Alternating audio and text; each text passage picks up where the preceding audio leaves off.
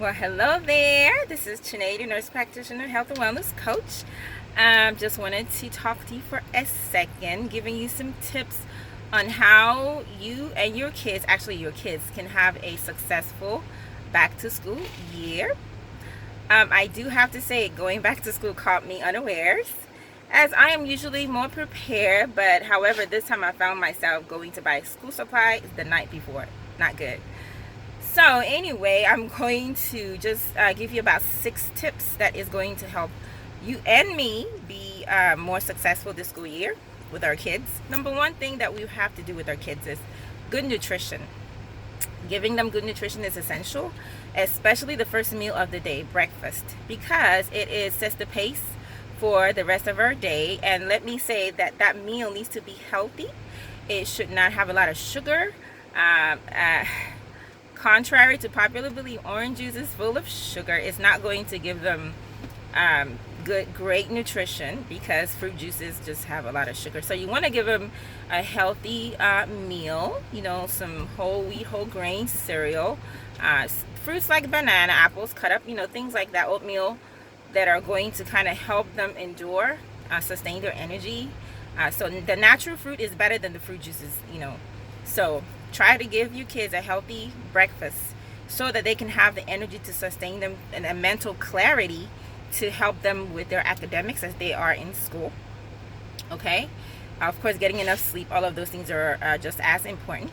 Number 2, I want to encourage you to give your children a good general multivitamin, because it is important. What they don't get from food, at least they're going to get it from the vitamin to kind of supplement what they're not getting from food. I personally give my kids isotonic multivitamin. I'm probably biased, yes, because I believe it's the best out there, so I want to give my kids the best. So basically, because of the quality, the absorption, and I can literally tell the difference in them taking it, since they've started taking it for a few years now. Number 3 is drinking lots of water.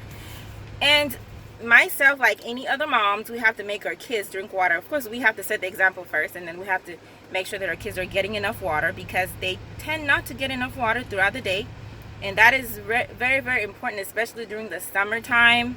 Dehydration could be a problem.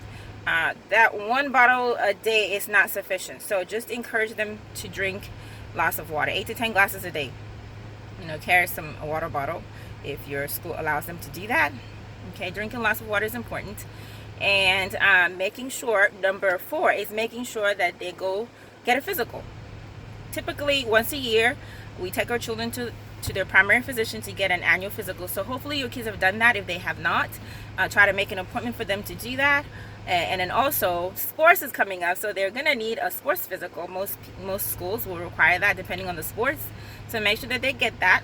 That's important, because some of the things that we check for, make sure that they're not having curvature of the spine, scoliosis, or detecting a heart murmur, so that they don't have any heart condition going on. That's important too, to part of why you get a physical. And of course, for the older kids, making sure their blood work may be done to check for anemia.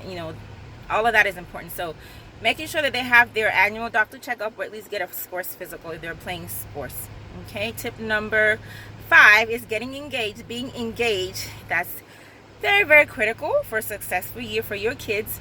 And what does that mean? You getting involved in their school. Of course, we know that when parents are engaged in their children's academic learning, the children tend to do better. So getting involved in their school, and being engaged at home as well, helping with homework, etc. And then also, as you're picking them from school, asking them how their day is going, just checking up on your kids, and just, it's all part of building that relationship with them and having that good communication.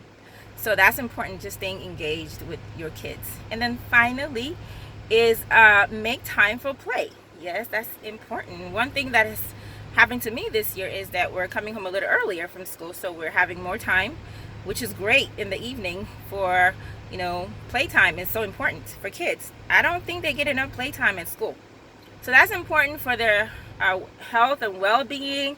It helps with the oxygenation, circulation, mental health.